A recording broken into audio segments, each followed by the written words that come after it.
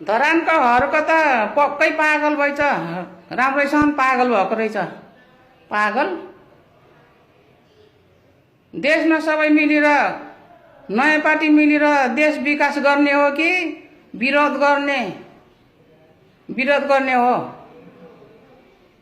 जा छुट्याउने देश बनाउने, सबै मिलेर देश बनाउने भन्नुहुन्न त? छेत्री बाहुनलाई दिने होइन, दमाई कामीलाई दिने होइन भन्ने, कुलमानलाई विदेशको दलाली हो, भ्रष्टाचारी हो भन्ने, बालेनलाई विदेशको दलाली भ्रष्टाचारी भन्ने, रविलाई अमेरिकाबाट आएको विदेशी हो, भ्रष्टाचारी, एमसीसी दलाली हो, सरकारी ठग हो भनेर भन्ने। तँलाई लाज लाग्दैन? तेरो अनार हेर, सिसामा तेरो अनार हेर, कुकुर। कति साह्रै रात दिन होते त्यो रवि लामछानेको कुरा गर्ने, बालेनको कुरा गर्ने, कुलमानको कुरा गर्ने। मन्त्री हुनु नपाएर पागल भएछ कि के हो यो त? मन्त्री हुनु नपाएर पागल भएर मोर।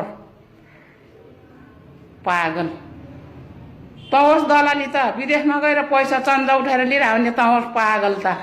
चन्दा उठाउने, देशैभरि चन्दा उठाउने, विदेशमा गएर चन्दा उठाएर ल्याउने त पो होस् त दलाली त। पागल मन्त्री रहनु नपाएर हरकनी पागल भएर मर्यो।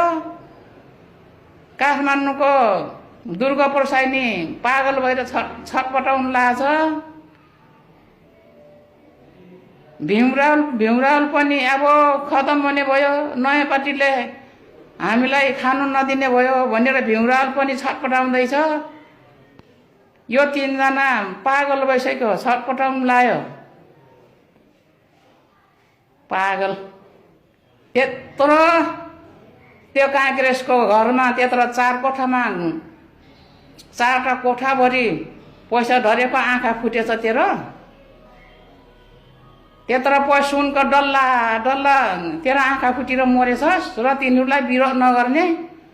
प्रचण्डको पुरानो कोठामा पहिलाको घरमा कोठाभरि धरेको छ।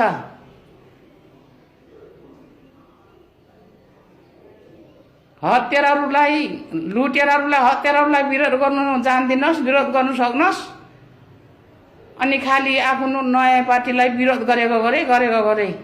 ए हर्क पागल भएर मरिस्।